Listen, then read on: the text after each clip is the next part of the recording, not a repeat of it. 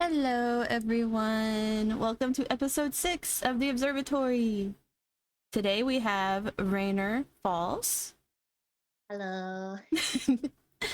and they're going to tell us about themselves before we get started with their chart, a little bit about where they stream, what they like to stream, and what platforms they're on, where you can find them.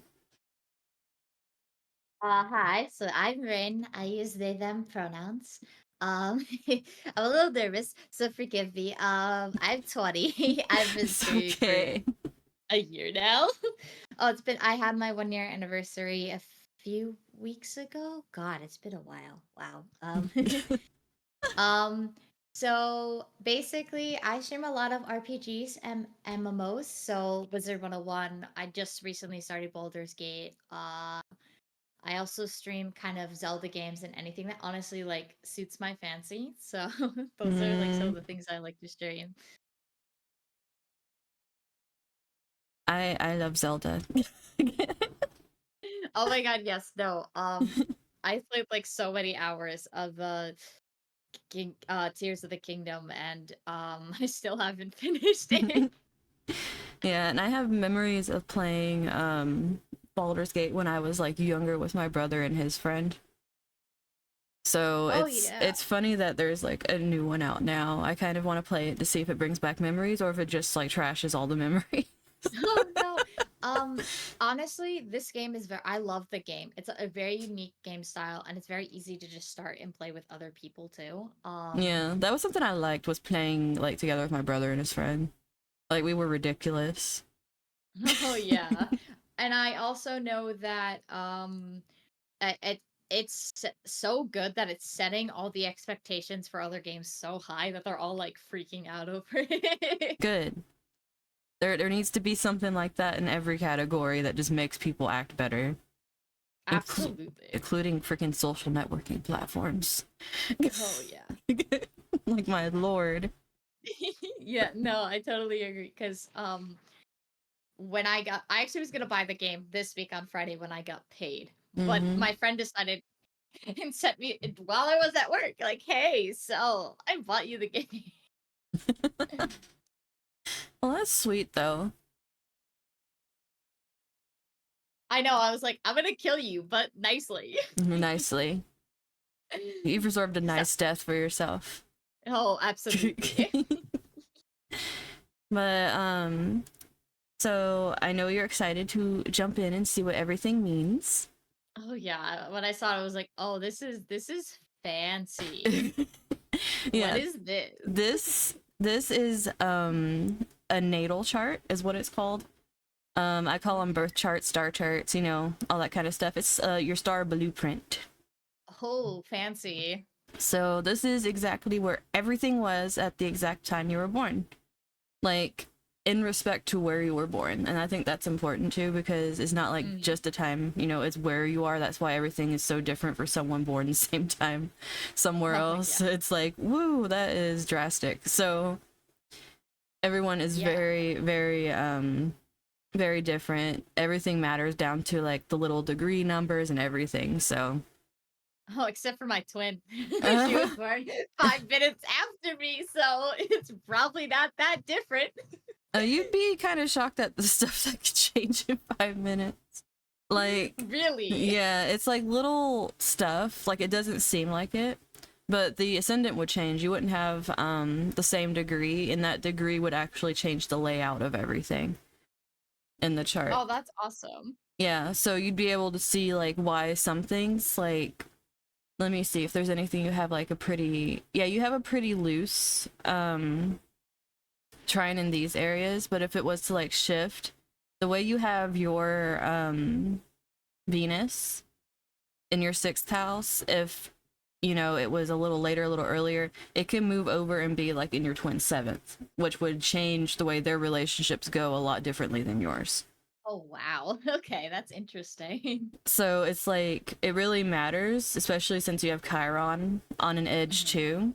It's almost like if the edges shift, then it makes it to where your themes in life, even though like you're born minutes apart, is just drastically different. That would make a lot of sense. um And plus, there's the whole thing of a few minutes, like your moon degree can be different too, depending on if it was during a time it was shifting, which could make it aspect things differently too. Because you guys would have a pretty similar experience with your mom. Like, I could see Cancer, the mom was very nurturing, but at the same time, one of you might be more smothered by the mom than the other one. Interesting. Because I've actually never met my birth mother, so that's like Yeah. such an interesting thing to learn about. I never met her because I like saying it, I'm a freezer baby. A freezer baby. I was IVF, so like we were batch 3.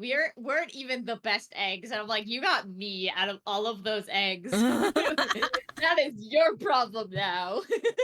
Oh, it doesn't have to be okay, so way to explain this. This is gonna be like the caregiver mother, not like the biological one.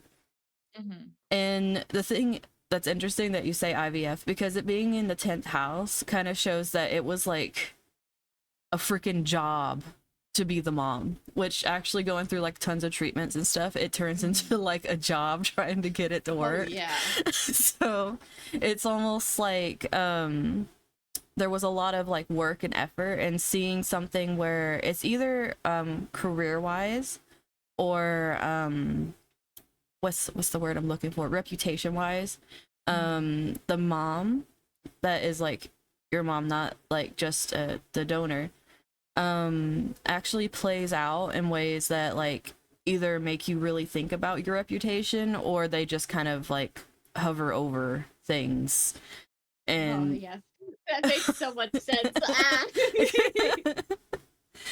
because since they're in there, and the dad's actually up there too with Saturn, so like the mom and the dad are both up there doing the same thing. But the dad's a little different because you have this in Gemini energy, so the dad's gonna be a little more hands off than the mom. Like they might be like more talkative. Well, not when it comes to emotional things. The mom probably talks about emotional things a little too much. But like the dad is very more like he's gonna give you the things he's learned in order to help like shape you, as opposed to being like very like hands-on and nurturing and smothering. He'd probably be like, we should probably step back and breathe a little. Yeah, that was definitely my dad. But this dynamic, I mean, it could be pretty good because you have someone that's nurturing, you have someone that's like, we should let them breathe, but at the same time it can butt heads of both of them are up there like wanting what's best for you when it comes to like what you do with your life. So Oh yeah, maybe that's why they got divorced. Could That be. is definitely why they got divorced. Because it's like, I mean, they're both up here at the top fighting for it, but I feel like a lot of times you might have leaned more into like the dad being easier for you to get along with it. Oh, absolutely. Because Yeah. it's a lot closer, and it seems like he would understand more what you're trying to do career wise than your mom putting like the smothering emotional stuff on it. Oh yeah, definitely. And she seems to also has ties to your relationships Oh yeah. and getting like involved in those too. And it's like you have your Venus in the sign of Pisces, which is considered exalted. And what that means is like, because every planet has like an energy where it's just at home in, like its natural state. For Venus, that's Taurus and Libra. But there's also planets where they're at detriment and fall, which is like they don't do so hot there. It's like there's ways to work with it. Everyone has ways to work with everything in the chart that makes them. But when you have those things, it's a little harder to work through the lessons and stuff. With having an exalted planet, it's almost like you have like a blessing trying to help you. Oh, But at the same time, you have to be careful because it can be a double-edged sword where if you have something always helping you, you can get lazy. interesting. Yeah, no, I honestly that makes sense. Yeah. So it's almost like in your day-to-day life, because that's your 6th house, you could easily become friends and be very loving and very open and find loving and open people, but at the same time, it can make you lack boundaries. and then you just become really lazy with your boundaries. And then you Oh, carry that over into your romantic relationships instead of just like your coworkers and close people you see every day. You start carrying those, like, how do I put this? It's like you start carrying the learned behaviors of how you interact with people day to day into your romantic relationships, because it's just so easy to carry that over yeah. when you should have like a kind of boundary in between like what's just, regular as opposed to romantic. Oh yeah, I think definitely that's something I used to struggle with when I was younger, but now that I've grown up, I think that that's something I know how to like Like navigate fix. better. Oh, absolutely. Therapy was so helpful. Yeah, that is one thing that I know does help a lot if you struggle with boundaries, is like doing like therapy and stuff to kind of see like it's easier to have someone kind of looking in and be like, yeah, this is where you're kind of like lacking, and you're able to go, oh, okay, that makes sense, as Yeah. opposed to like just kind of flailing around and going, I don't know why people just keep stepping on me. Yeah, I totally get that. Therapy is very helpful when it comes to not being able to like know what you're doing wrong because sometimes you just can't tell and they're able to like take a second look into things Mm-hmm. and figure it out, which is so good because sometimes I genuinely can't know if I'm doing something wrong and I have to ask other people. Mm-hmm. And you see this right here, you actually have a couple things exalted, because first you have Venus exalted in Pisces, but you also have Mars, which is exalted in Capricorn. You have that placement too. So, and you have it in your creative house. So it's like being able to like drudge up the ambition you need to get creative pursuits done is like, heck yes. Yeah. It's Oh like yeah. it's like if I want to do this, I'm doing it. I can put all the energy into it in the world of something I want to make. Oh yeah, absolutely. And it's like some people really struggle with that, like to just find motivation to begin with. You're like, nah, let me go. Let me get it. But That's like yes. it's very connected though, because it's very close to your Chiron. So the thing is, even though you have all this ambition with it, you also have these like nagging doubts and stuff that kind of stem from this feeling of it's not enough. Oh my god, why are you like reading my mind? So true. I have all these doubts of, oh my god, it's not gonna be good enough. Should I post this? Will it be good enough? Will they like it?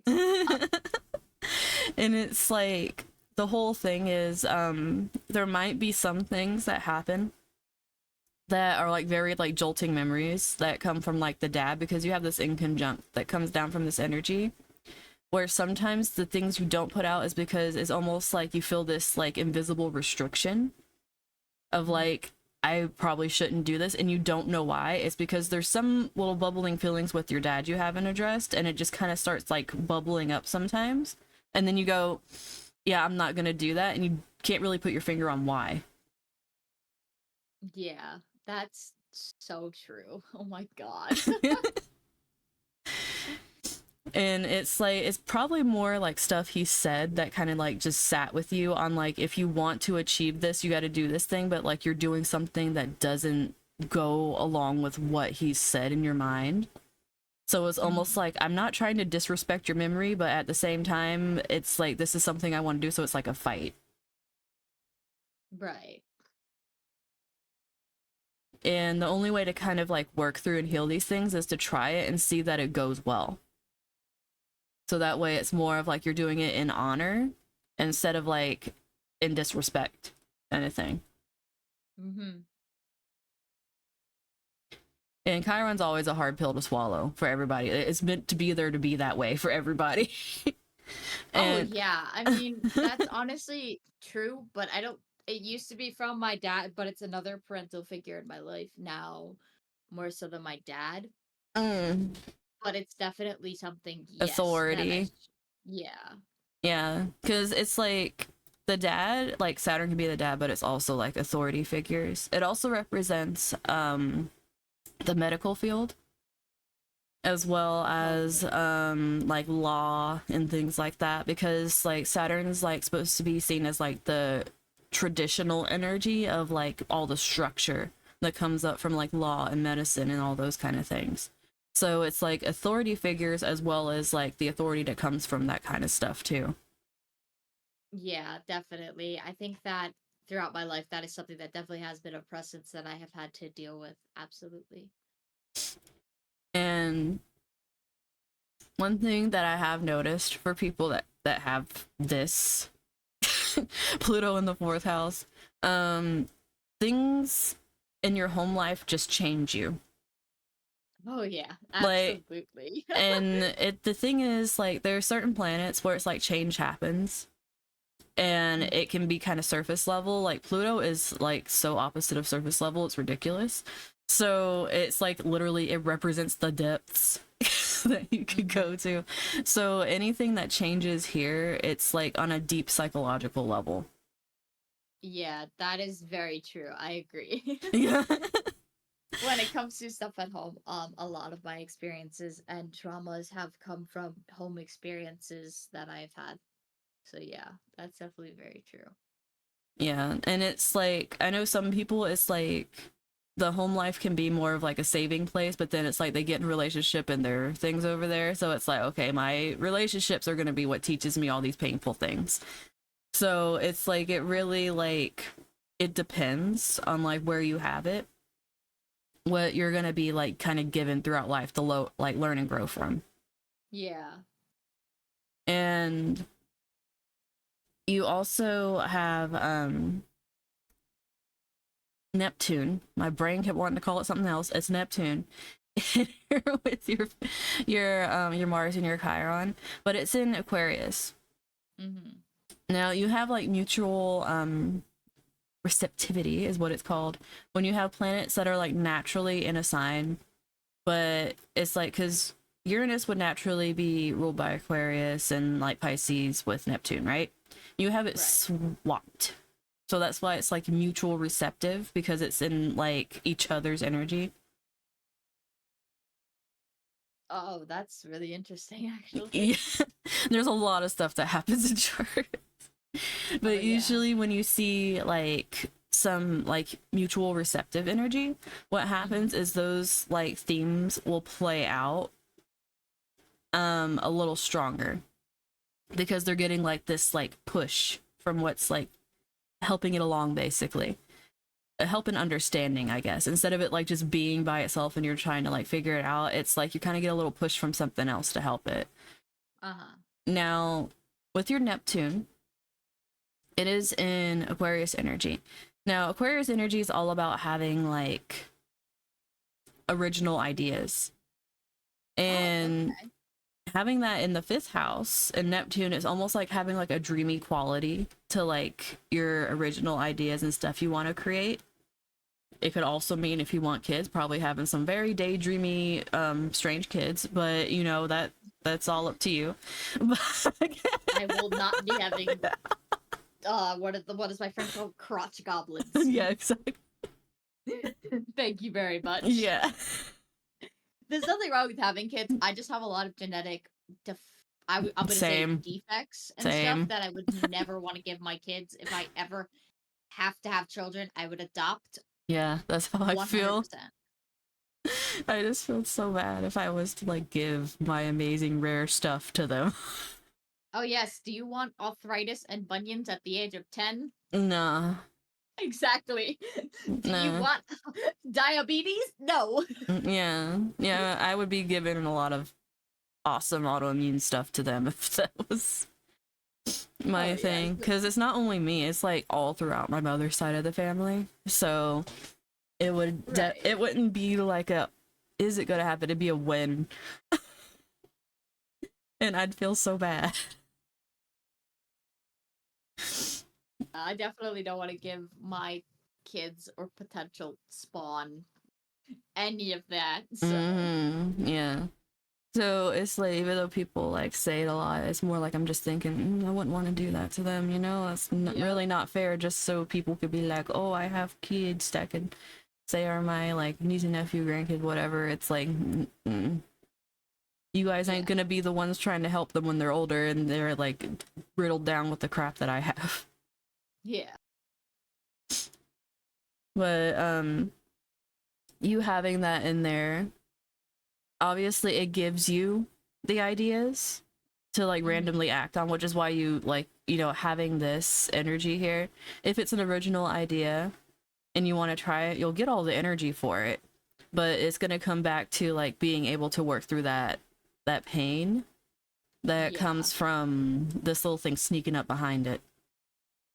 Yeah, that's definitely, yep. That's something I have to deal with all the time. But like the other planet was the Uranus, and you have it in Pisces in your 6th house. Now, Uranus was not kind to me in my chart. It's a butthole.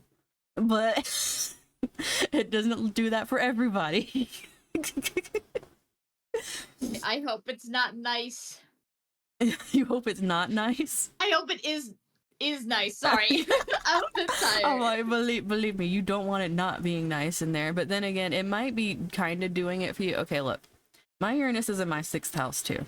Mm-hmm. But the way it's aspected, you know, all the lines and stuff and what the planets do to it, it's made for some very strange things, because the 6th house is like, you know, it's coworkers, it's you know, your routine, your day-to-day life, your house pets. It's also your physical health. Mm-hmm. And planets in here can have a direct effect on what's happening to your physical body. For me, I had Uranus in here in Capricorn, you know, all the lovely medical stuff that is Saturn and Capricorn energy. Mm-hmm. So Uranus and Capricorn being aspect all kinds of weirdness has given me just all these lovely rare things that are chronic, because Saturn's all about staying power. Thank you. So, like, they don't go anywhere. Yeah. It's like the lifelong ones that have no cure. You're blessed with them randomly throughout your life. That's pretty much what's happened to me with this stupid thing. But Oh. but I don't like see that aspect. Like, I could Mm-hmm. see you having some like strange things that happen, but at the same time it's like you have these other aspects that are like, hey, we'll help you like make it manageable Right. so you could like still have your life and stuff. Like, it sucks to have it, but hey, we're gonna give you stuff to work with it and not make you Mm-hmm. feel like it. Like, you might feel it more because like having Pisces energy, Pisces is all about the subconscious. So, however you're doing subconsciously, like however your inner world is doing, is gonna reflect your physical, like a Oh, lot. okay. So, like, say if you're doing, like, you're in a bad place, like mentally and emotionally, it's gonna directly impact you physically, because it's just sitting in there doing that. Like, it'll create physical ailments that go with it just because you're feeling that way. Yeah. So, it's really important to like keep that strong inner like world going on, so that way Mm-hmm. it's like, you know, if something is happening, you can bounce off of that instead of like everything just goes down with it. Yeah. And That that's is another so. boundary thing. Oh boy. Yeah, that actually makes a lot of sense, honestly, for some things that happen, definitely. Yeah. Yeah, you just have to be careful with it, Mm-hmm. because this, since it's like day-to-day life and like what you like do every single day, it's Mm-hmm. like all about making like efforts you can maintain that Mm-hmm. like keep your like inner world safe. So that way it's not like you're just leaving it to the elements and it's like, oh crap, I'm dipping really bad right now. There's no way to pull myself out. Like, you know, that kind of thing where you just drown in it. Yeah. Yeah. It's like it's really important to have like stuff in place that you're just kind of used to doing each day that can ground you and bring you back from it. So that way it doesn't like bring everything down with it. Mm-hmm. And you do that little steps at a time. It's all about Oh, of like course. building trust in yourself is basically what it is. Progress isn't linear. Oh yes. Best lesson you could learn. Oh, that's taken me many years to learn, and now that I have learned it, I'm very happy. And then I already kind of mentioned the Venus being up here is Right. really really tightly conjunct your descendant. It's almost right on top of it. If it was on top of it, it would be in your 7th house, but since it's not, Mm-hmm. it's still in your 6th house. But since Right. it's so close, it does carry these themes over into your seventh house. Mm. So the seventh house is all about long-term relationships. It can be romantic. It can be things like marriage, but it's also things like, partnerships you get into that are going to like Mm. be very like prominent in your life, whether like it's big collaborations that change things that like carry like with you and stuff. It's like very it's about the relationships you form in life that are more long term instead of just Yeah. kind of like acquaintance. Like these are deeper, more meaningful. Like you're going to change from these.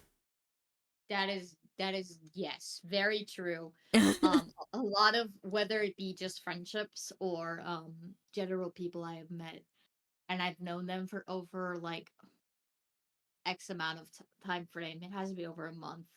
They either have taught me something that is extremely important or have taught me something that I should avoid. Yeah, exactly. And And I'm very happy to say recently it's been important rather than avoid. avoid rather than avoid. That's always good. Oh yeah. But especially having Venus in Pisces, because even though it's exalted, what Venus in Pisces does, because Venus is the planet of like, it's like love and beauty, relationships, values, all these kinds of things, right? That Hmm. really like make up the substance of like the human experience, like the things that can make it enjoyable, but also the things that can make you like fall into frothing jealousy. Hmm. So it's like it rules all that stuff. Yeah. So having it in Pisces, the reason it's exalted is Pisces is supposed to be more of like a subconscious kind of Hmm. energy, just like Aquarius energy is like of the people. Pisces is like of the subconscious of the people. So Yeah. it's supposed to be more of like a pure thing as opposed to like the ego get in the way of things, like where people just like, lash out and stuff. It's more of just like, peaceful sleep. Yeah. And if you are to get like, and that's another thing to watch out for because it's a dual sword for every energy. Hmm. Even though it's like that, Pisces energy, since it is like this deep kind of sleep, it's easy for Pisces energy to go into escapism Hmm. and to try to find ways of escaping the real world because it can be painful and it's just like, I don't want to deal with it. So they form a lot of ways of escaping from it. It Hmm. and having that in relationships, like in like the Venus, is like you can be the person that has rose colored glasses, the person that like paints your other person as the perfect person no matter how they treat you, whether it's Right. good or bad. um it's also like loving people as your expectation of them as opposed to like who they actually are, Hmm. because like in your eyes you can see who they can be, so instead of like judging where they are, you're just like, this is where they're going to get to. And the chances are like this is something I've also learned myself. Hi hun. This is something that I learned myself, that you can't like have expectations on people and like love the expectation of what they could be, because there's a chance that some people are just completely fine with never fucking changing. Oh yeah, that's something that is so hard to learn, and then once you get that, then it's like, whoa. Yeah, and it's really annoying because it's like you could see all the potential in the world in somebody and then they don't want to do anything with it, and then it's like, well, the whole reason that we got together is you told me you'd do this, this, and this. Not that you were gonna stay the same person you were I met when like I was 19 or something. Yeah. And that whole thing really makes you have to grow up and learn. Oh, absolutely. And sometimes it takes not even just one or two, three different times. Sometimes it takes 10, and that's the sad part about life. Or it can take an extremely long one where you give them a decade. So Yeah, it just fair depends. enough. It depends on your chart. Are you gonna be like a few short breaks of learning it, or are you gonna be one long haul and you're gonna learn everything in the long haul? My chart, Yeah. my chart's lovely. It's like you're gonna learn in the long haul because through Saturn in my seventh house of like just make everything long. Mm-hmm. Also, hello, people in chat. Hey, Pompon. Oh, someone resubbed. Well, dang. Use that Prime. Use that Prime. But that's why it's like, even though it's not in your, like, if it was in your seventh house, you'd probably be a little more prone to the rose colored glasses. But since it's like in your sixth house, it's more of like you're seeing your everyday life through this lens. And the best, like, the way you're happiest is being able to see it through a lens where it's like you're in love with life. Like, that would actually make your life better as opposed to hating it. Yeah. I don't think that I actually like hate my life, but I also don't love where it is right now. There are things that I want to change, and that won't happen until other people change things, which is out of my control. Yeah, it's like that's like the big lesson for you is learning to love your life as you see it and find like the beauty in it as it is, because once you can do that, you'll move through life a lot easier. Because like your love focus isn't like necessary, like you're gonna find relationships, but it's gonna be a lot easier for you to attract people to you that are like mirroring to you certain things that you need to work on and grow through, as opposed to like pulling people to you that have their shit together. Until you have your shit together, then you're gonna be pulling people in that are reflecting you having your shit together. Yeah. I haven't been pulling people in recently, because I finally got my shit together, so that's great. But yeah, it's more about having and the thing is, another thing with Uranus energy is it brings like random epiphanies. So like having like that daydreamy energy like throughout your daily life can bring random epiphanies of like certain things that would either just make your life easier or certain things you might want to create. So it's about like having that energy going through your day to day, but also having that boundary of knowing that, you know, the people that are coming to you are just reflecting where you are in life. Right, definitely. Now, speaking of exalted stuff, you have another one with the sun, because the sun is exalted in Aries. Oh. Yeah, I am an Aries. That is Yeah. the extent of my astral. I was like, oh, I'm an Aries. Okay. Yeah, that's what the sun sign is for everyone, is the month. That's kind of like the general thing that people know is sun signs. But the reason a lot of times sun signs aren't really accurate is because of everything else that's in a chart. Like with you, like if you see like Aries sun, it's like Aries energy is supposed to be impulsive, very like childish, immature, things like that. It's like go to war, fight first, ask later, like, you know, all these kind of things, right? Yeah, You definitely. you have like a lot of stuff in your chart that makes you think. Yeah, I definitely agree with that. When I was younger, absolutely had more of that energy of impulsiveness, run, run, run, fiery stuff like that. However, now I definitely know that I have matured a lot and have become more calm, much more introverted. Like, I am an introvert. I don't seem like one, but I can guarantee you I am an introvert. End of the day, I'm in my room and you will not find me for several, like, hours. Yeah, it's like, because the moon, even though it represents like mother energy, maternal figures, it also represents like your own emotions and like, you know, your own personal self. You don't really show people. And having that in Cancer energy is its natural home. Like the moon is at home in Cancer energy. And this makes it to where it's like you have very deep emotions. You can like tap into those like pretty easily with the moon being in its sign. But at the same time, since you have like a Taurus Mercury, which is not typically like, I have a Taurus Mercury, it can make it to where it's like some people say you're slow with this. It is not.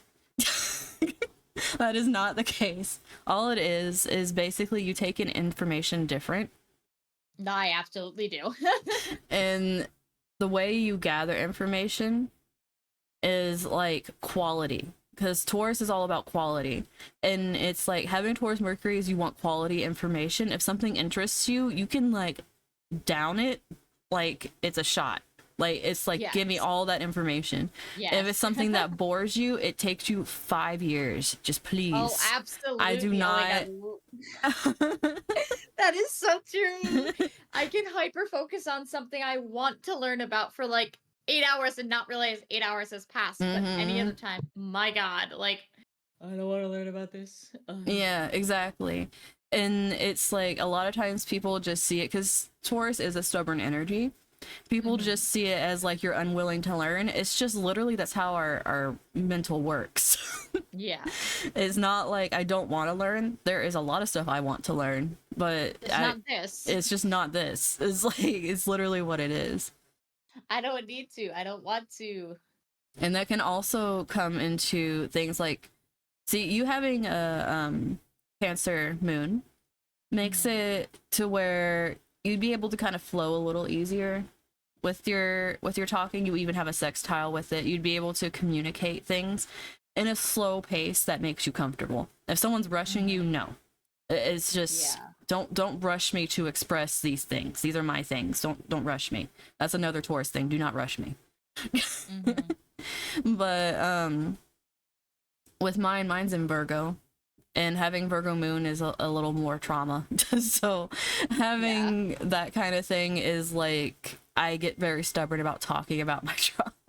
But at the same time, like I'll express it if I want to at my own pace. But like people that like force it can't really get stuff out of me because it just closes Right. off.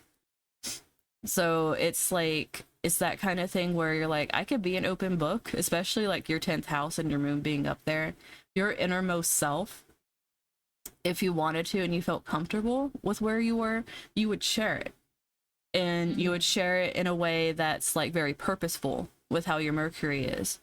But you're not going to do it if people are just pushing you, because Right. that's mine to talk about. So it has to be like your own kind of thing. Like some people are dead set about ever like saying anything about their stuff in like their like public sphere. Like you could easily do that and talk about stuff in your public sphere if you want to. Like you can't be forced into it. Yeah. That I totally agree with. There's a lot of things that I definitely cannot be forced into at all. It's like you need to convince me. Even then it probably wouldn't work that well with the Taurus Mercury. There's to be a lot of convincing. Yeah. And another thing you have here, like any kind, because Jupiter is a very happy planet. It likes doing happy things. It's just how Jupiter is. Now, it's known as being the benevolent planet that just Mhm. like make does like happy things, blessings, all that kind of stuff. Right. Now, any aspect to Jupiter, people tend to say is just positive, even the ones that are a little like harder. Mhm. Like, and the thing is, you have squares and oppositions to it, but it's Interesting. like at the same time, having these squares, like I said, it's forming a connection to Jupiter. So it's like it's gonna have a good spin on it, no matter Right. what's happening because it's Jupiter. Mhm. Like your Mercury is squaring Jupiter, and it's in your 11th house, right? Jupiter's in your 11th Mhm. house of like it's like groups of friends or like communities and things like that that you're a part of. It's Yeah. also like your hopes and your wishes and things that you want to do. It's also like how you are in relation to like the rest of humanity, like how you feel you fit and things like that. It's kind of like the themes of the 11th house. It's also Right. networking and the internet. I'm very good on the internet, that's for sure. I do a lot of social media managing for several companies, so I do a lot of that. Yeah, and it's like having Jupiter up there. Jupiter's all about I'm going to bring you the good stuff. If you work with me, I'll bring you even better stuff. Is this pretty much how Jupiter works? And having it up there is almost like being able to find the connections you need, being able to use those connections to network further, being able to get into the right groups at the right time. Right. It's like, it's pretty much just having like this little like golden spoon following you around, like, here, let me help you with this specific aspect of your life. Like, so it's just like trying to help you in these areas.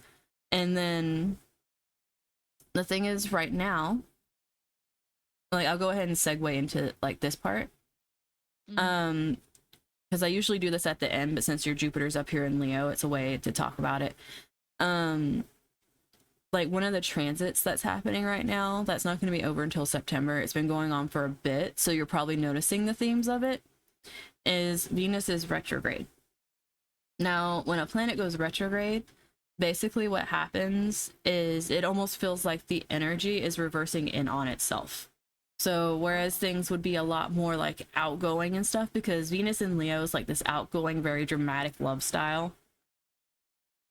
And like, it's like those over the top people that you see that like do the big lavish things, and it's like the only thing that's good enough. But it's like very dramatic, very showy. Now, having this energy be retrograde is like, it takes all the themes of the planet, which is like, you know, what we value, our relationships. It can be money. It could be, you know, your own fashion sense, your own style, things like that. It takes all these things and it puts this hyper focus on like stuff that's already like happened, and it brings events to your life that makes you revisit these things. Right. Especially things you haven't taken care of and you've just been kind of letting hang around. It's like, it just brings those things to your face, and it's like, okay, I can't ignore this at all. And you can't get anything done without it. Now, having it in Leo could bring some dramatic people to your face. It could bring dramatic events that just kind of come in, and it's like, okay, that's too loud for me to like just act like it's not there. So having this, you had it go retrograde in your 12th and make its way across your 11th. Having it do this, like, start in your 12th. The 12th house is your mental space, your subconscious. A lot of people look there for like more things of like mental illness, kind of like how physical illness is the 6th house. You can look for like mental illness, but also things like there's hidden enemies in there, because your open enemies are 7th house. It's kind of like you know this person don't like you. It's a frenemy. Like, that's 7th house energy. Like, having haters you don't know about is more 12th house. Right. And so having that, you probably, if something is going back through there, is either going to bring up themes of mental illness, escapism kind of things, because 12th house is Pisces energy. So it could be like escapism tendencies. It could be like codependent things. It could be like things like people that have like the shopaholic stuff, or like the gotcha things for the dopamine hits. Like, those things are considered like escapisms, because it's like you're putting yourself onto things you become addicted to, Right. to like escape from another part of your life. So it's like, it's going to bring up different themes of that, whether it's showing you like people you didn't realize that were like not actually friends like popping up, or it's showing different themes that you need to work on like to get your mental strong. It's like passing through there, it's going to bring those things up, and then once it's through there, it's going to move into your 11th and keep going backwards until it like finally stations direct very early September. So it's almost like it's going through all these things to bring up stuff to make you either realize there were people that weren't good for you that you needed to like put up some boundaries with, or just completely cut off. Yeah.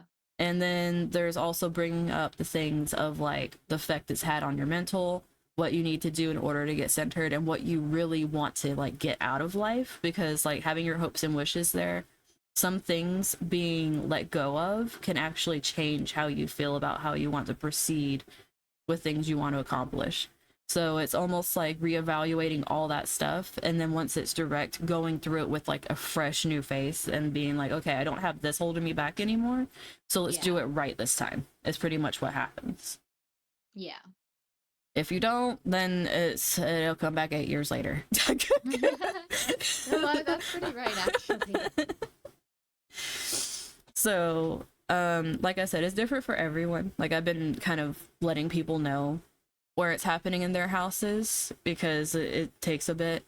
But another thing to realize, I'm not going to say every single one of them, but pretty much every other planet except Venus come September is going to be retrograde.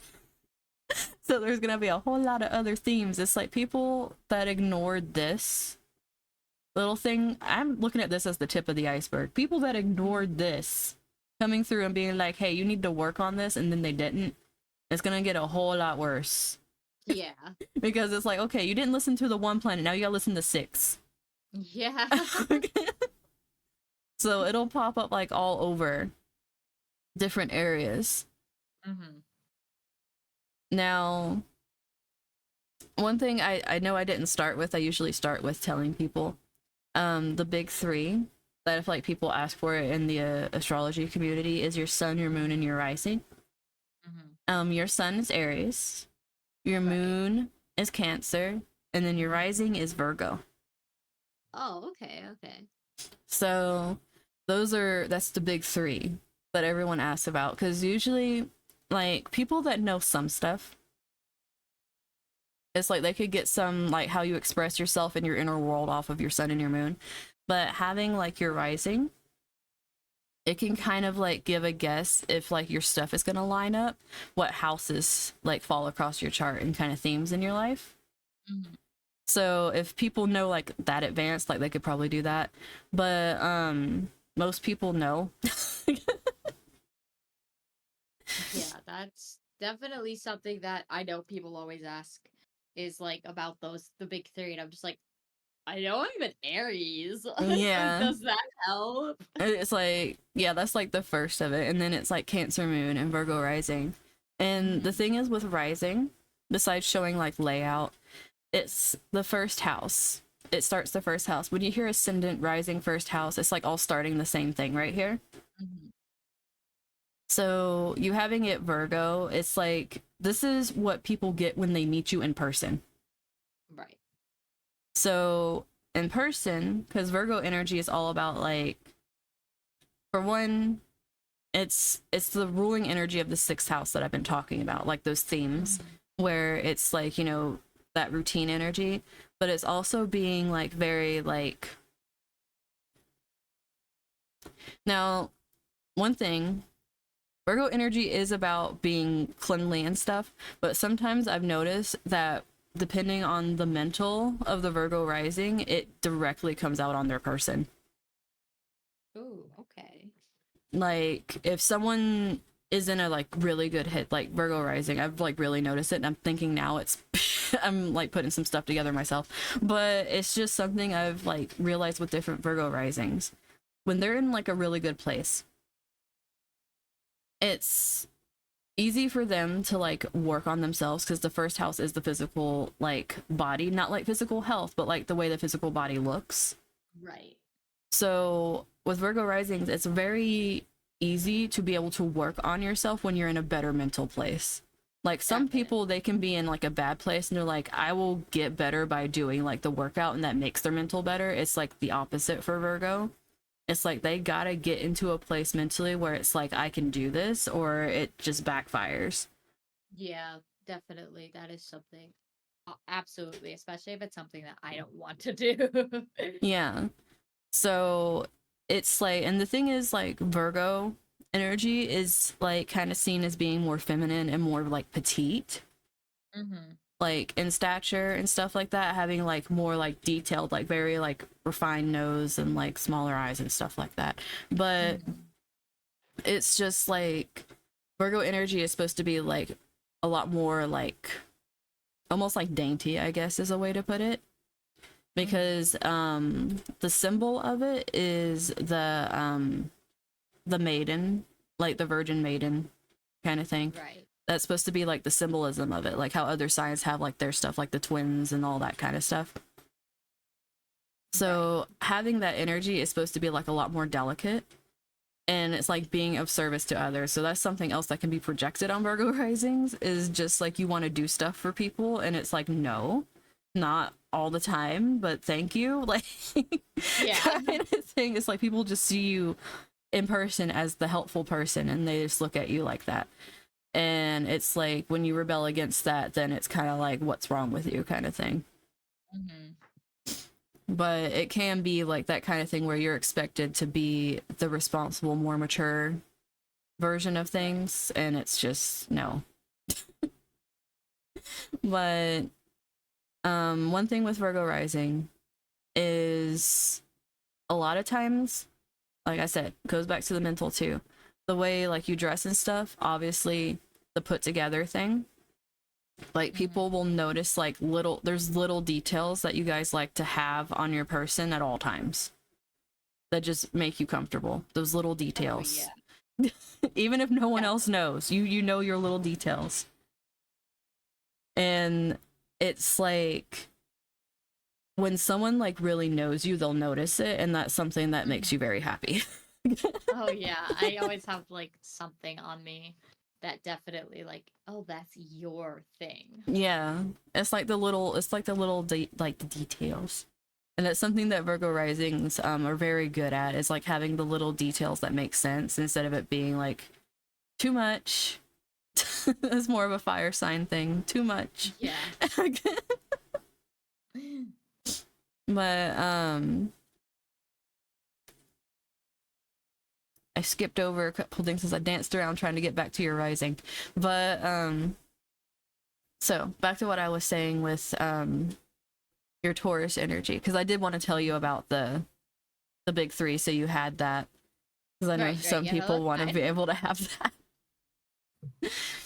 But another thing that I want to talk about is like how like what each house represents is really important, because I've been telling you as some go along, but I didn't tell you about like, because I talked about your sun and your Mercury, like because your sun's your expression.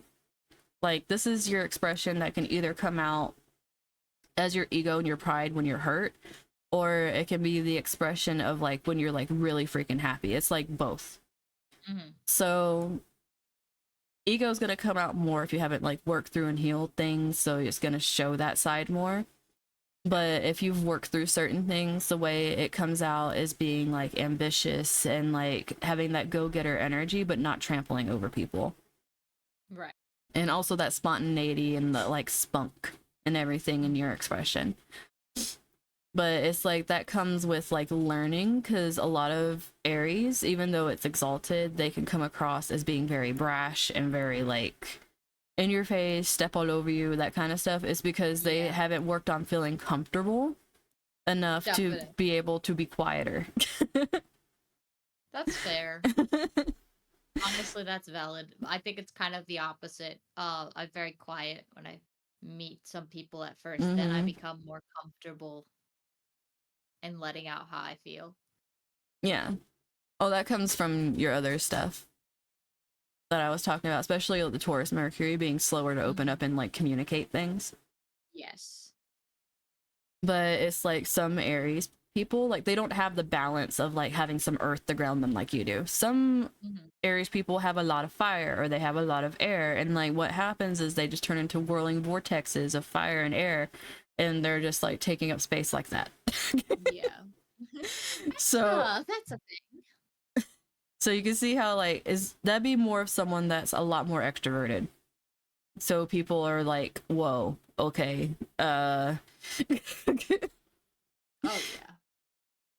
And another thing too that I want to talk about is like how these two things are in the eighth house. It gives it a Mhm. different flavor too. Because the eighth house is more of a secretive house, which is why like you're saying like you're more quiet. Right. It's gonna come off like you said, being more introverted, being more quiet, because you keep more of this, your expression and like your talking and your views and stuff to yourself because it's in your secret house. It definitely is that I totally agree with.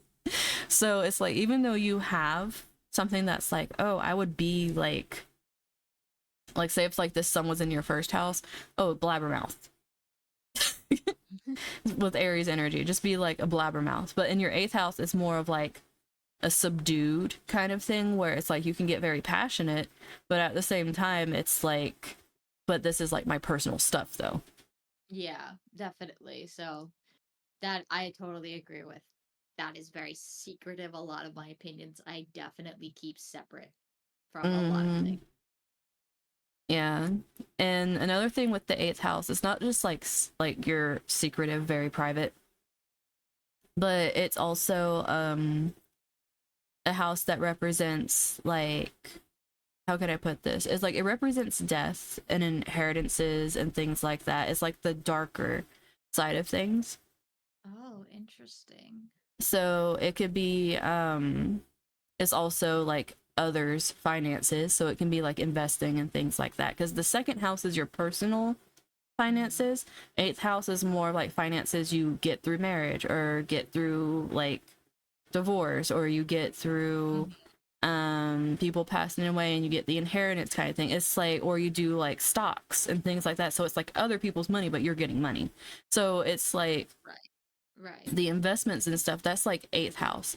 But it's also the way you invest your energy and where you choose to invest like that part of yourself too, not just money. So it's Mhm. like your investments, whatever those are, and it's ones that Right. are like important to you, instead of like, because whatever you do here has like a deep effect on yourself, because this is like a private house. Even though it's out there, more people can see certain things you're doing. Like if something was to happen, obviously other people would know if you got an inheritance, because you know you have to go through like legal proceedings and things like that. So Mhm. it's like those kind of things where like it's not going to be like this private little world where only like you know about like your subconscious and stuff. It's going to be more like it is private stuff and private affairs and like on the darker side of things, Right. but it's like maybe laws involved, or maybe like some kind of medical things involved. It's like there's some kind of outside still involved with it, because it's above the surface for people to see it. Right. Oh, it's also the house of sex. Okay. I am very much on the asexual spectrum, so that Yeah. doesn't really matter to me, honestly. Well, I mean, like that is more of like a sexuality thing. It's like all those kind of things. Mhm. So it actually does matter that you feel that way, because it's like that is your personal preference, like your private preference. Right. So it's like that's reflected out. It's like, this is my private house, stay out of my private house. Yeah. But Stay out. You don't need to see this. but that's why I said that, is like, because I remembered, like I was like, I know there's another thing I'm missing, but that that part. Fair. But there's like a lot that happens in that one. Mhm. Now, I talked about these ones. Now, I talked about this Pluto a little bit, and the reason I said like the home life is the 4th house, the Mhm. IC, um, is all about like your roots, family. It can be like ancestry too, if Right. that's like something you can like look into. Because I don't know how far back you could like actually look into anything to actually know your roots from having that happen, but there is a possibility, and it would probably change your life. So like there's like a Pluto down there if you want to do that. Oh But boy. that's if you want to do that. That's everyone's own journey with that one. But this is also like, you know how I talked about like the moon being like your inner world. This is Mhm. also that energy, because the moon in Cancer naturally rule the 4th house. So Right. this, even though it's like your family and everything, it's also like your inner world Mhm. that you try to keep safe from the public, because the 10th house is the public. It's like completely like opposite. Mhm. So it's like these things that you like learn and that you go through and all this stuff, it's like your own private world is not necessarily something that you're trying to like broadcast for people. Right. So, but you do have this opposition between Pluto and Saturn. And like you said, this is that father authoritarian Right. energy, like the one that is like whatever this authoritative energy gets passed to like whoever it gets passed to in your life to be that for you. There's always going to be this feeling of imbalance Mm-hmm. because there's like a power struggle. Because Pluto does represent power and Saturn represents restriction. So there's like this imbalance of like this power struggle over who has more authority over whose life kind of thing. Right. And there could be painful things that get dredged up in order to like assert dominance. Yeah, that makes sense. Yeah. So having this kind of thing going back and forth, it's almost like you learn a lot from it, but it also teaches you what you don't want around you. Yeah, definitely. So that being in like your personal space, it's gonna be some things that because Pluto, you know how I was telling you the eighth house is like all that stuff. Mm-hmm. Pluto is naturally at home in that house, so that can kind of tell you like the themes that relate to Pluto Mm-hmm. and how there's like all that power struggle. Okay, okay. So it's like you have that down here, but it's in the sign of Sagittarius. And Sagittarius is all about like broader worldviews. It can also be about religion because Right. like it goes with the ninth house, which is like higher education, religion, and things like that. It can also be cults. For Mm-hmm. some people, sometimes it can happen where, depending on what happened with Pluto and their fourth house, it can like lead to like cult life early, which is like really messed up. Right.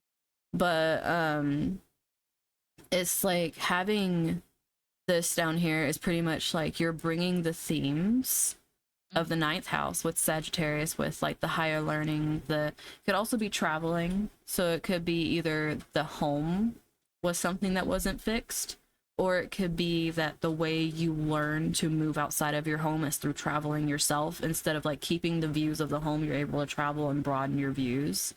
Right. So it like really comes down to like what happened in the home and what you're trying to do to learn outside of what happened to form your own views. Okay, that's actually really interesting. Yeah.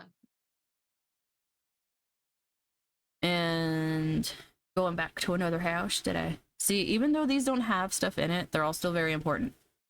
Mm-hmm. Never just think because something doesn't have something in it that's not important. All of it's important. It's a Right. cohesive whole piece. Yeah. So the third house, right here. Third house is it could be siblings. It can Mm-hmm. also be like the community you grew up in, like the actual physical neighborhood or the Right. neighborhoods you grew up in. It could be also content creation because it is the house that Gemini rules. So like this is Gemini energy right here where it's like, getting into like creating things that like deal with writing and speaking and things like that. Like stuff with your Okay. hands, all that kind of stuff. So like hand cams, all that kind of Mm-hmm. playing video games. All this kind of stuff is like content creation, like the content stage, like, concepts and everything. That's very Right. Gemini energy, and then bring it out into the spotlight's fifth house, which is why everyone's like, you create over there. Third house is like, you're like conceptualizing everything.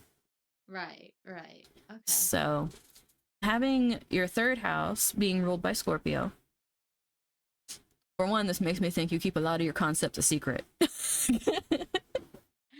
When it comes to some stuff right now, it is very um much a secret. I am working on a lore video and things. Oh my god, hi Ez. Well, thank you for the follow. That's one of my friends and mods. um yeah, a lot of my lore and concepts are currently very secretive as I don't want to release them just yet. I'm something I am working on and making into videos.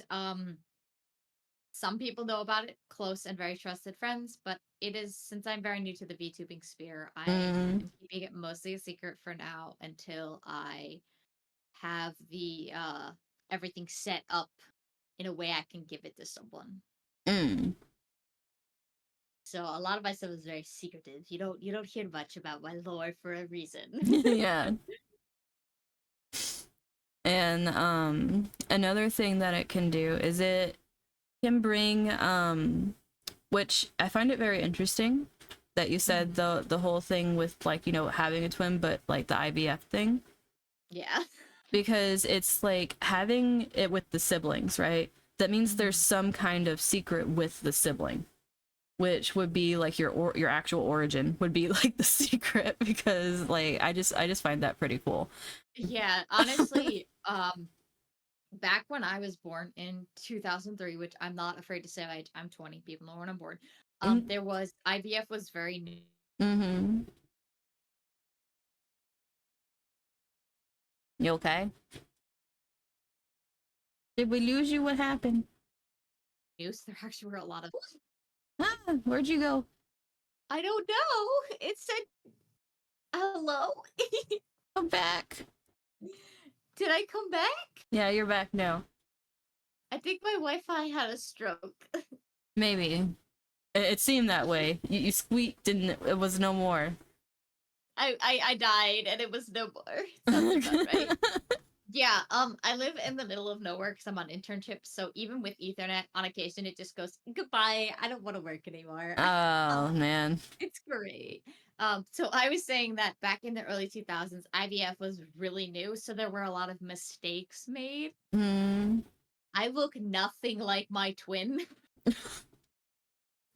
Like I have some of my father's traits that we both share, like similar ear structure and nose structure, but we think that I might have had a different mother by accident.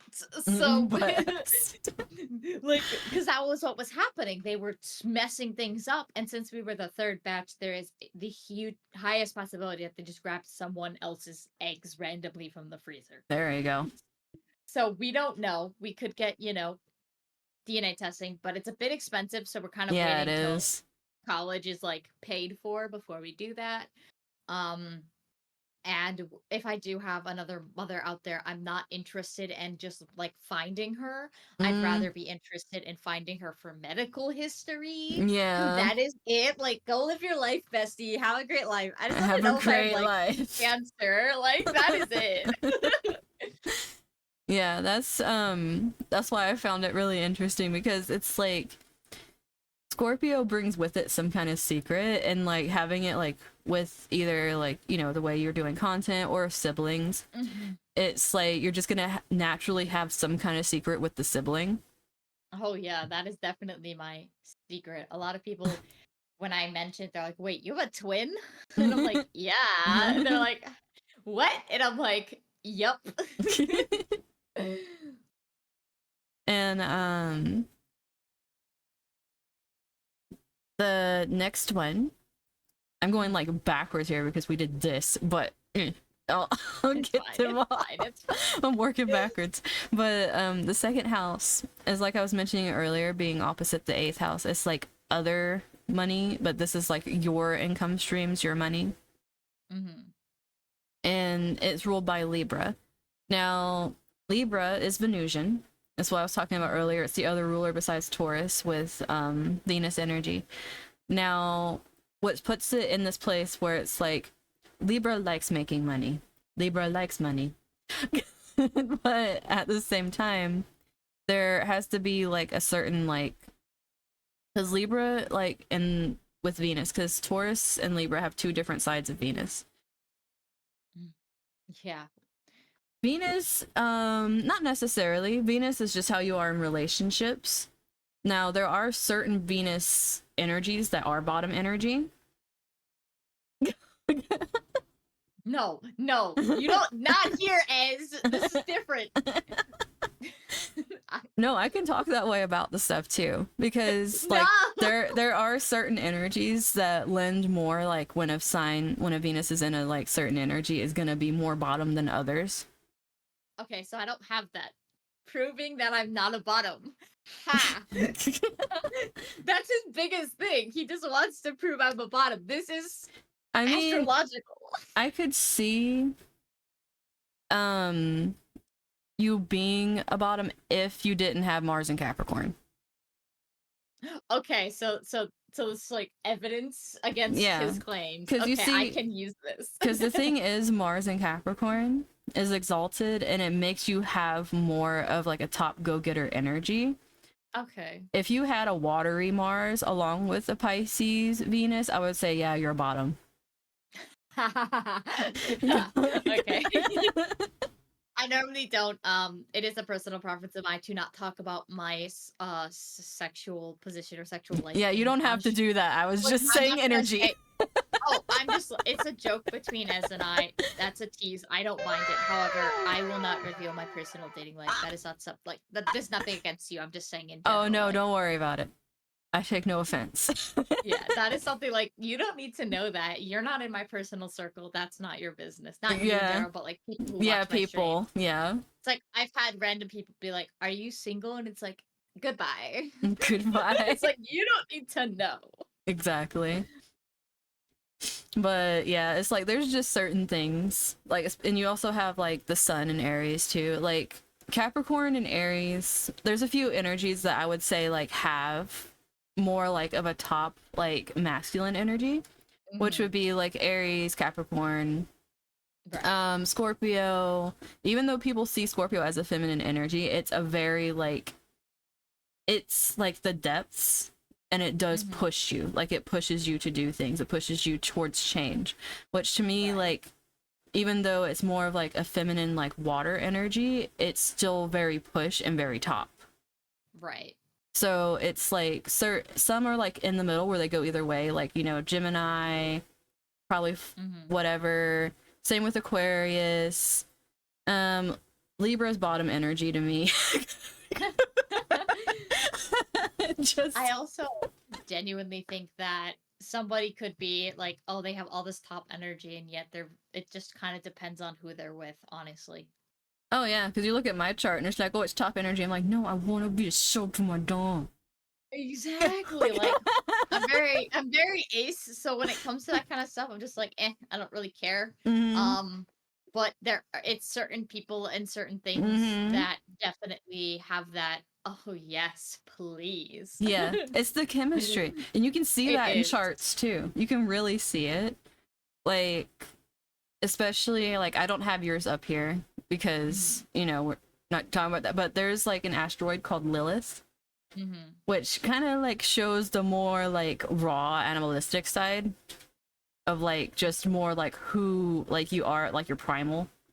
Ooh, okay, that's really interesting. So it's like mine's in Scorpio, which is that heart, the happy darkness kind of thing over there. Oh. So it's like mine has some depth to it. It might seem like, you know, because my stuff, like I have Aries Mars, which is where it's like happy at. And I have Mhm. Taurus Venus, which is where it's happy at. It's like I have a lot of stuff where it's like at home in my chart, Right. but it's also stuff that has more of like a dominance to it, which, you know, I had an ex that was like, that, yes, you're the happy darkness, son. But Oh. he has a bunch of Scorpio in his chart, like tons of it.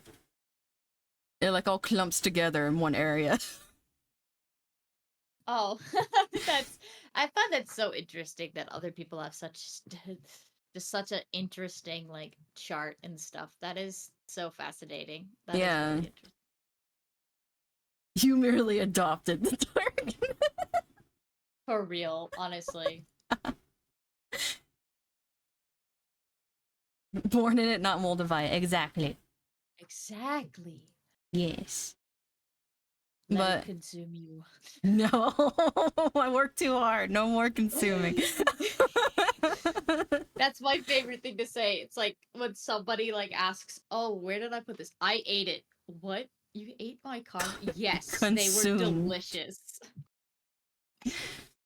But having the Libra second house, it's like the best thing to do when it comes to income streams is you Mhm. having like, because Libra is about balance Mhm. and it's about commitment. Because even though Taurus and Libra are both like with the planet Venus and everything, hey Otto, um, Taurus is more about the pleasures of the senses, like, you know, awesome foods and like the very like awesome feeling clothing that it's like it has the texture. It's like it's about the five senses. Okay. Libra is more the commitment side of Venus, Mm-hmm. where it's like, because Libra rules the seventh house. It's Right. like the partnerships, the long term, the making the marriage, and you know all that Right. kind of stuff, right? So it's like having this second house be Libra. It's still Venusian because Taurus usually rules the second house. But having a Libra one there, you still have Venusian themes. It's still about like bringing those good things into your life and creating your value from those things. But yeah, it's about the drip senses. Right. But having Libra there, it's going to make it to where you're trying to find balance and like commitment with what you're doing. Once you can find something that gives you like that work life balance that also is stable for you, that's going to be the thing where you're like, this is what I want my income to be. Like that's going to be like the best thing for you. Like some people, they can be grind nonstop, and it's Right. like that's the best way for them to have money. You need balance and you also need aesthetic. So Yeah. it's like you need to be able to have like a work life balance as well as it feels and looks good to you. Otherwise, it's just going to be like you're going to hate what you're doing. Oh, absolutely. I know what I want to do because I'm in college. That's like what I'm studying, and I've done it for a job at this point. It might have just been a small job, but I loved every moment of it. And now I've been in many, many, many other jobs, most of them contracted. So they were just 6 weeks, you're paid, you're done, because that's all you can do in college. Mm. Because I don't have a car, so I can't drive anywhere to work. Um, and I also go to school in the middle of nowhere. There is nothing. The nearest McDonald's is 15 minutes. Oh my Like we be nowhere. We be nowhere. God. So, We it's be nowhere. like it is hard. And the only place you can work is on campus as a food service worker. And yes, I tried that. It sucks. So like definitely agreeing with that. Like I need a work-life balance. I need to be able to enjoy what I am doing in order for me to be able to be productive at that job. Now, if I need the money though for something, it is something I need to pay for. I'll do that job as best as I damn can, but I'll hate every second of it, but I'll do it cuz money. Because that's what I'm saying. There's that overriding thing with the money. If I could get the money. Yeah, general public is pretty bad. They have just gotten worse and worse as time has gone on this year. I'm just watching, and the thing Oh, is, please, I've lost faith in humanity. I've like told people because like it was bad at the beginning of summer, and like I already like looked and kind of saw the astrology for later in the summer. I'm like, oh, they're just gonna get worse, and like look at everybody, they're like way worse than when the summer started. Yes. It's gone downhill so bad. Oh yeah. And it's like, and people are proud of it too. They like make videos of how crappy they are. It's like, why? Like, what are you doing with your life? Why are you so Like, proud of being so trash? It's not and you're getting cute. destroyed on the internet, my dude. It's not cute. No, it is not. But I already told you about your first house, which is like, you know, your like physical presentation to people when you meet them, that first impression. Now, has to It's just vanish. bye, Ez. Thank you, Ez. And I already told you about the first. And the 12th I like talked about some, like how it has those Pisces themes with like the escapism and everything.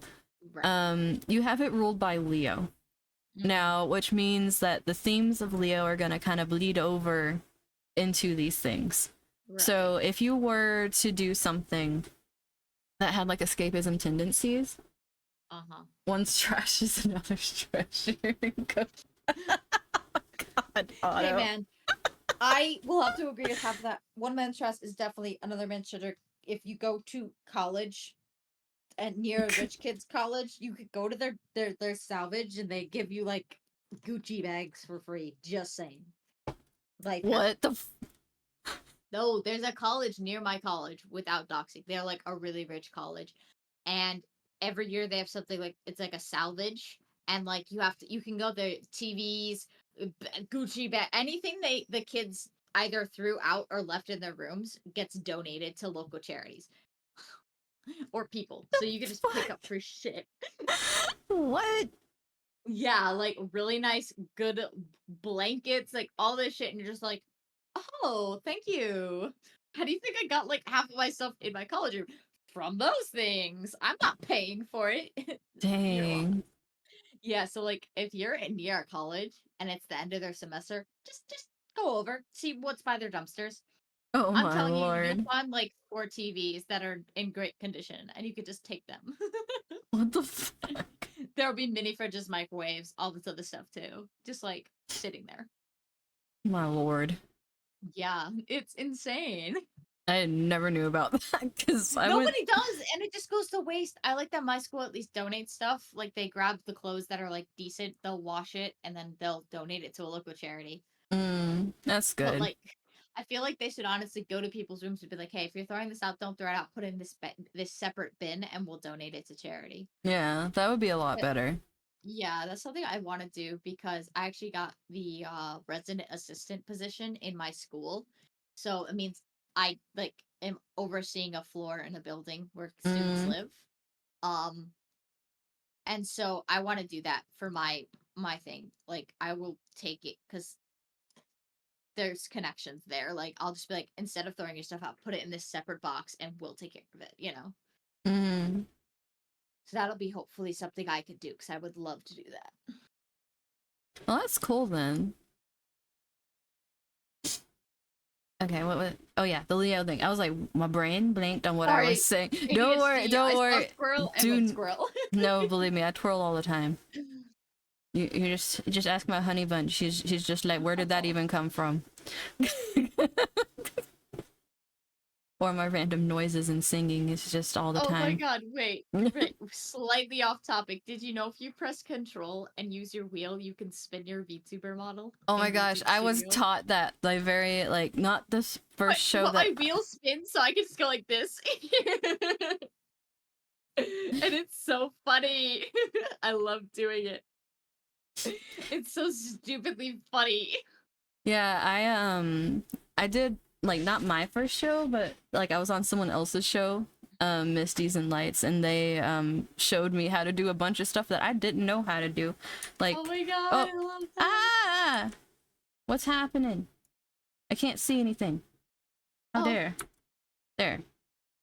you're But black now. yeah, I know. I did a they showed me how to change the mesh thingy, so I Oh, changed it. that's so cool. I just have toggles because my model has things that come on and off, like tail stop wagging, tail wag. I can I just take thought my it was mask cool to off. do that. Oh, why are my shoes red? Or did I leave them red on purpose? I might have left them red on purpose just to have red shoes. Right. I like red. They're pretty. It matches the outfit. Like, you need a little bit of color. I'm telling you, you need to get back to Kansas. How dare. Oh, hello, person. Well, he's right beside me. Oh, hi. I don't know if you can hear me, but hi. Yeah, he's watching. He's been typing. Oh, is he He is Hun. Striker? Yes, he is Hun. Hello. But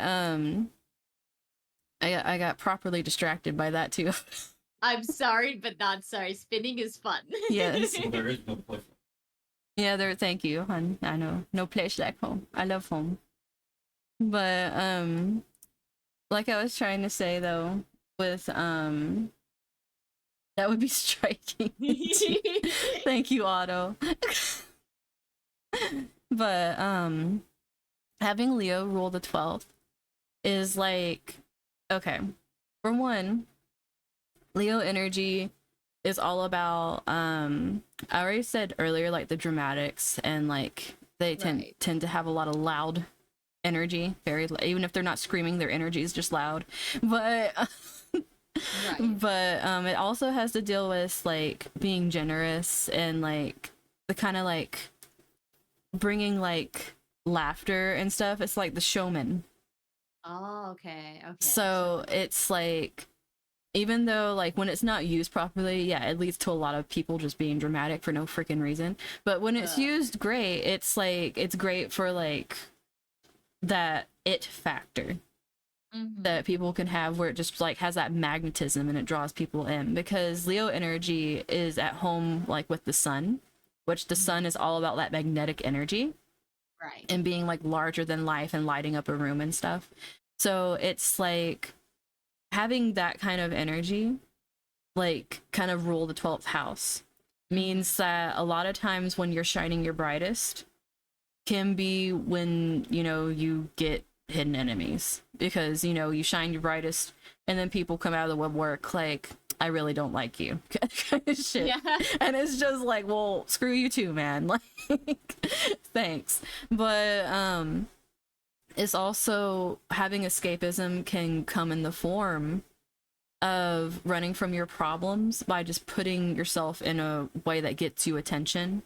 Like getting attention is a way to escape your problems. And that's why that negative energy, or the negative affirmation. I think it's whatever the word is. I can't think of the word. I think it's I know what you're thinking of and my brain's doing it too. It's like the Yeah. like the negative attention. It's like any attention's good attention. Right, right. Even if it's bad light on you, you're just like, oh, it's attention. Yeah, it's like those people that like do like the whole like cancel thing and get the rush off of it and all that kind of stuff. And it's like, this is kind of how it can like come up bad having it, because when like you have escapism tendencies and your mental health isn't doing that well, it's like, well, I'll just do a whole bunch to get attention, whether it's good or bad. It's like that kind of thing can come up, where it's like the attention or kind of thing can come up, where it's just like, ugh, and it's like, you know, someone's unbearable with it. It's like their way of coping with not being able to deal with other parts of their life. And it's like another thing that can end up happening is like, since Leo energy is very generous, a way to like kind of, it can like, you know, too much of something always tips the scales. So it's like, you can be generous and like giving of your time to help bring you out of yourself. But if all you're doing is just like giving and giving and giving and giving things, it's like eventually you just lose yourself. Yeah, because all you care about is everything else except for yourself, and then you just become not unique. Yeah, and it's like, that's another kind of struggle thing that happens with it too. It's like all about finding the balance and realizing that if you're tipping too hard into something, because the 12th house is the house of undoing. Right. So it's like you can undo all the progress you have made by just giving in to the whims of it. Right. So being, you know, privy to it, being like, okay, I see myself like not doing too hot right now, and that I'm trying to do these things in order to like not deal with it. Like, it's okay to take a break if something's super overwhelming, but it's really important to come back to that and actually like try to tackle it, even if it's pieces at a time, instead of just burying it. Because when you bury something, it always comes back and bites you. Like, no matter how hard you try to bury it, it's gonna bite you. Now, there's a lot of difference when it comes through like you've like done a lot of work with something, especially like therapy or other things, and there's just some things that don't go away, and it's better to do the whole thing where it's like, it's not something that'll go away, but I can put a sheet over it because I've worked enough on it and it doesn't need to keep hurting me. That's different. Yeah. There's a big difference in that. Like, if you've done a lot of work and you know the best thing for you is to just, you know, kind of blanket it and let it like know, okay, it's gonna be there, I can't really do anything about it because it's that traumatizing, but it's like I can move on with my life and try not letting it be a part of everything. That's different. If something happens and you're just like, screw it, I'm gonna go into every deep escapism I can and never look at it ever in my life, like that, that's what comes up and bites you. Because at least you build coping mechanisms that are healthy when you try to work through something head on and you realize, okay, there's just so much I can do here and that's it. Which, and that doesn't mean you fail either, because some things are just atrocious. So, you know, speaking from experience, so some things are just atrocious and it's not gonna go anywhere. But the best thing you can do is kind of move on with your life and be like, you know what? Yeah, it happened. It sucked, but I am where I am now because that happened. Right. That's literally how I have gotten through a lot of my things. Is like, well, I would still be doing this thing if that wouldn't have happened. So, you know, thanks for that at least. You know, Right. it really comes down to like your perspective. And a lot of stuff with the 12th house is based on your subconscious and your perspective. But it's also another thing, because it goes back with Pisces energy, is the boundaries that we put up. And the thing with Leo energy is if you don't have good boundaries with Leo energy, it's almost like it can go a couple of ways. One, it can be like you're trying to be the energy that takes up the whole room and gets all the attention.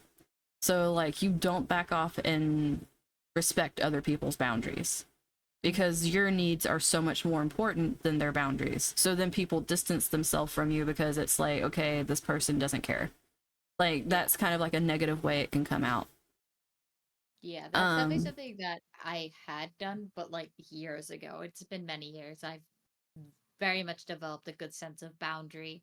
Um, a lot of the times, though, sometimes I won't understand it's a boundary because they won't tell me. And then they'll get angry about it. I'm like, well, you didn't tell me, so I didn't know. Like, how is that Yeah. my fault? And then they'll be like, oh, I thought I told you, my bad. And most of the time it just gets resolved with me not knowing. And I'm very polite about it and I back off. I don't push it any further. But when it comes to like certain things where they have told me, I understand to not mention those things and I back off about it. I genuinely understand how, I guess, dickish it is, a pardon my French, to stumble over someone's boundaries. Yeah.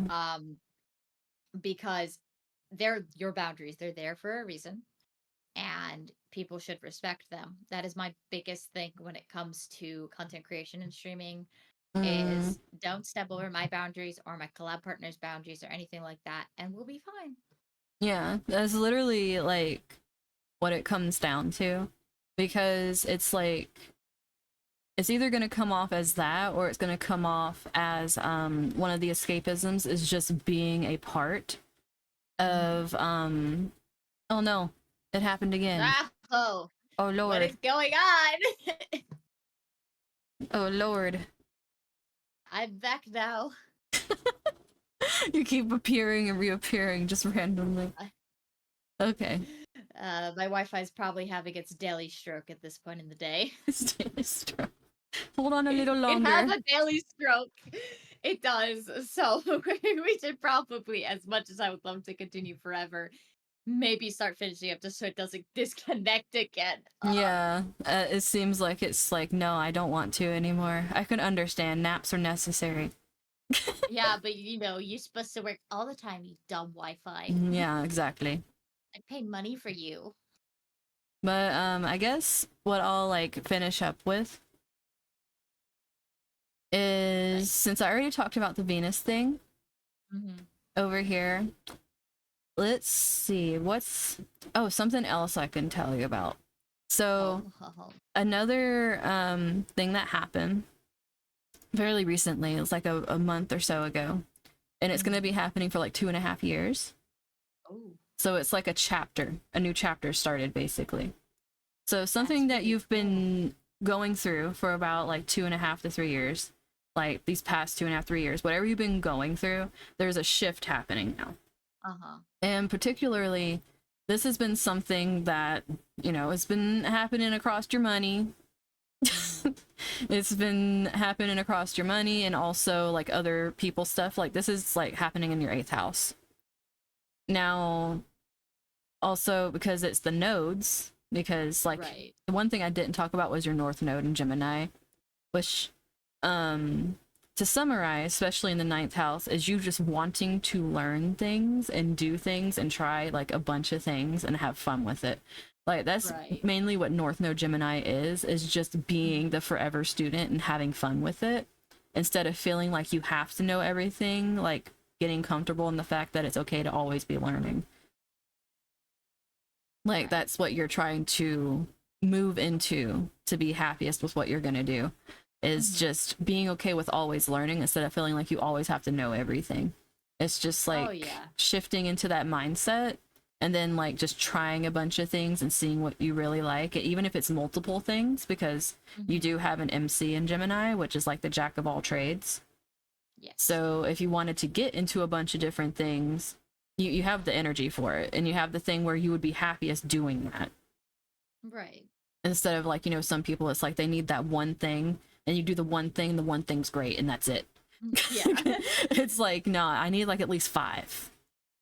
Five's a Oh good. yeah, definitely. I agree with that. There's definitely like at least a few things I like to focus on. Yeah. I've narrowed them down significantly, but definitely three things, maybe four that I genuinely focus on.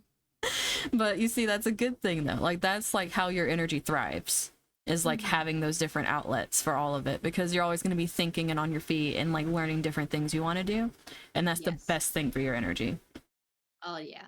I love that. I love that about science is there's always something absolutely new that you could learn or experiment with or just make something explode. And it's like, oh well, that doesn't work. Yeah, I did that as a child. It was not a smart thing. Taking all the chemicals in the bathroom, making cups implode on themselves. Oh, the baking soda was always a child's favorite. Oh no, it wasn't baking soda. It was like expensive things. Oh, It was bad. I didn't realize. Like my little brother would watch me, and he was like 3.5 years younger than me, so he oh could barely no. see what I was doing, and I was little, little. I was like maybe 7 or 8. I was tiny, but it's like he would watch me like pouring different things, and I'd always wait to put my dad's very expensive like aftershave, whatever the hell it was. It Oh my smelled God. strong, like the last drop in there, and everything would implode on itself. And then I'd flush it down the toilet because I didn't know what I was doing because I was a child. And I'm Yeah, looking that. now like I could have exploded pipes when I was little. And my parents never knew about it because they did not watch me. Oh, yeah. I was very restricted, so I didn't really have that kind of stuff. We did at school though, so that was always fun. I mean, it was restrictive in the way that my dad was kind of, you know, Yeah. not the best growing up. He got better after I moved away and we had a relationship after. But growing Fair up, enough. alcoholic and not that great. Oh yeah. And then my mom wasn't great either. So it was just like the reason they weren't watching me wasn't because they had stuff to do. It was because they were doing stuff they shouldn't have been. Yeah, no, I get that. That's But yeah, I just kind of stepped up as like I stopped being a kid very early and started taking care of my brother. right. So I have a few very funny childhood things, and then after that, no. Yeah. But what I was telling you about is like this North Node thing. It always comes with a South Node. Yours is gonna be in Sagittarius down here. But the reason I'm bringing that up is there's the transiting North and South Node, and right now the transiting one just moved into Aries, which it was in like Taurus for the past like 2.5 years. Mm-hmm. So like going through like stuff with school, going through things like once, you made your way through things with school, it's like going through stuff like dealing with like other people's finances and things like Right. that. It's like it's been just steadily moving that way. Right. And it had a lot to do with money because Taurus is, about money and it's about stability and like all that stuff. Oh yeah, and money's been a big theme in my life because college Yeah. bills, Yeah, things like that's what that higher education is, that ninth house. Mm-hmm. And since it's moved over into the eighth house, it's like other people's money coming in. It could be grants and stuff too. But Very true. this going into Aries, because it's moving out of Taurus, moving into Aries is more like impulsive energy. It's more about like finding out who you are as a person as opposed to like focusing on like the material things. Uh-huh. And it's like getting your drive to like go after certain things. And since this is like moving into this, like after having like this money issue and material things issue kind of following you around, now you're moving more into an era of you being expressive. There's still going to be themes around like, bills and things like that and what has to happen and other people's money coming in. Right. But you're getting more into a sense of like things have stabilized and you're getting more into learning who you are over these next couple of years. So it's like having the experiences that bring people to you, that open up ways for you to make money, because you're going to have the South Node in your second house. So it's going to be bringing up like past experiences, possibly past income streams that you thought, that doesn't work or it's not going to work for me, and being able to like reinvent it for yourself over the next couple of years and make it into something that's like your own personal thing while also learning about yourself. Okay. So that's really what this node shift is doing. Is it's like it's moving away from all this like more secretive, having to be stable kind of energy, and like moving into like knowing yourself better, and like having people come in or past experiences come in that can help you build up a solid foundation. Especially since it's dealing with like these houses for you. That's what the themes are going to be around. Okay, that's interesting. Like obviously other people will be different. Like if it was like relationships, they'd be dealing with like romantic partners and like having to have, you know, respect for themselves and the relationship and things like that. With you, it's more like there's outsourced things, resources, and other things that might be out of your hands, but while this stuff is going on, it's like you're learning about yourself. Right. And becoming like more into your own about like what actually makes you feel empowered, as opposed to, because 8th house is all about power too, you know, that Pluto energy. So feeling like empowered is what's going to come out of you, being like, okay, you know, like I've become stable, but now that I'm stable, I can try some things. Right. But that's going to be like a couple of years. Yeah, of like definitely. building into that. It's like you're building into it. So it's a good how thing. you age and mature, definitely. That's not something that's just gonna happen overnight. It's like, oh, flick of a switch. You always change and grow as you get older, and that's something that everyone does. Yeah, exactly. Well, not everyone. Well, I'm just gonna. Oh yeah, not everyone. I'm done. But hopefully most people at least mature. I was about to agree, and then I was like, oh no. Some people don't. Some people are very proud of the fact that they never fucking change. Yep. But yeah, definitely. There's gonna be a lot of there probably won't be as much in the way of like romantic things. If anything, it's gonna be more like friend stuff changing, and like you getting a better grip on like how you want to proceed forward, like having like a more like solidified like little, not just like mental space, but also like you like inner world where it's just like stable, so that way you can like fall back on it if things like don't pan out correctly. It's like you have something to fall back on that's like strong structure in yourself, as opposed to like, you know, falling apart and then it takes away your physical health because of the mental thing. It's like you need to have some. That's probably what this is all going to be about, since it's more like, you know, your stuff, your power that you're dealing with, is like building that up.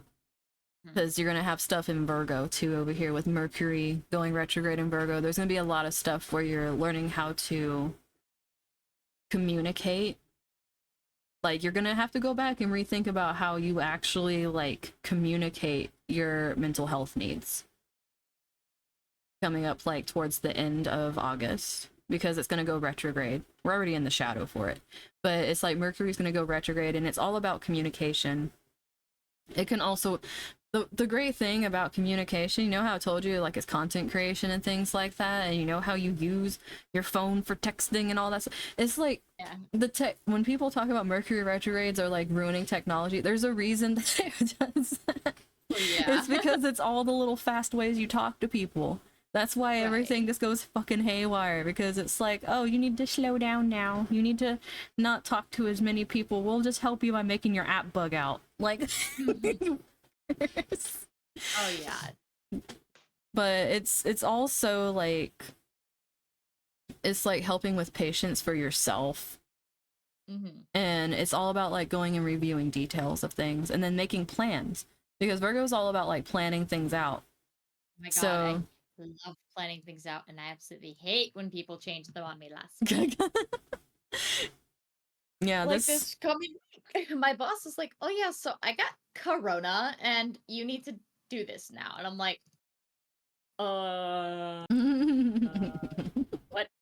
So yeah, that's just how life happens sometimes, and I hate it, but I know how to jump right back on my feet. However, I have a calendar. I've got multiple apps that I use, multiple ways to plan things out. I very much plan everything out in advance.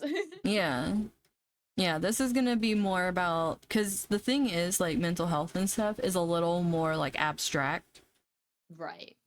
So this is gonna be more about you reviewing like the way you tackle it and the way like you put things together to help yourself. Instead of like Right. just giving out the energy to help other people, it's more about, okay, how can I help myself have like a more stable foundation?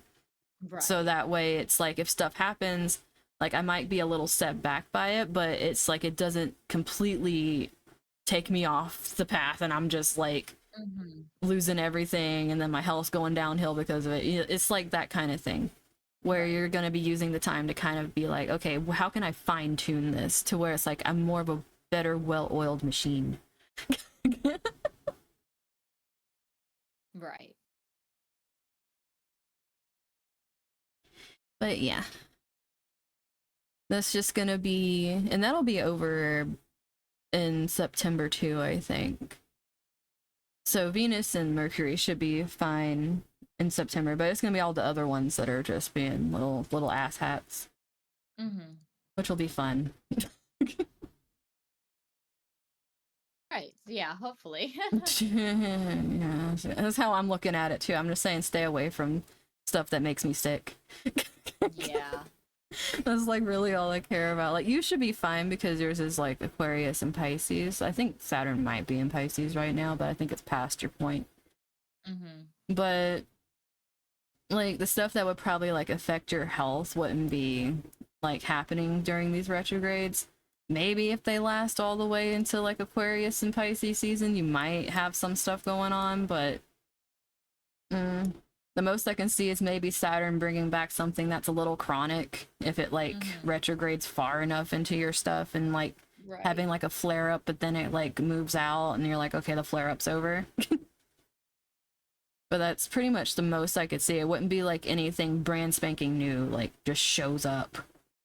It'd be more of like something that happened before and it's like, oh, this flares up sometimes. But that's probably like the most I could see with that. Right. Unless you don't take care of your mental. Then I can't I can't. I definitely try my damn best too. But yeah, like I can't speak on the thing since it's so connected, but if your mental's good, then this should stay good, besides maybe like a small flare up if Saturn retrogrades in here and makes you pick up some stuff. Yeah. But it should Well, be very hopefully. manageable. Yeah, I think that once this is over, this part of the year for me, it should be pretty easy going forward. Yeah, it seems pretty smooth sailing. Like it's not because I've seen some charts where it's just like ooh, you know, Yeah. with everything happening. With yours, it's more of like just getting through some things and like getting a little more like stable in what you've already been making, and then you should be good.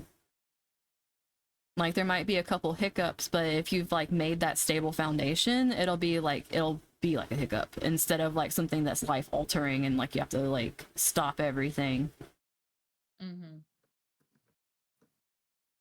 Though you also have a Chiron and Capricorn like pretty much every other person I've seen so far. Oh.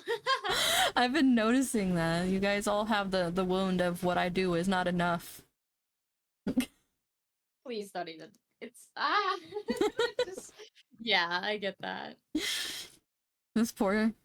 I don't know if it's like a generational thing for you guys, because like Chiron doesn't stay like super long and stuff, but it's just I've been noticing it with quite a few of you. I think only one person hasn't had it in Chiron so far. Yeah. With the Capricorn. It's also known as a daddy issue. I know. Because Capricorn is daddy energy, so it's like The Oh. Chiron wound is daddy issues. Just like the Chiron and Cancer be mommy issues, I have that. I have the opposite one. Yeah. But- Oh my god. But yeah, I'm gonna go ahead and end this here. Just so thank we you can. so much. Of course. This was very informative. There's always like so much more you can learn too.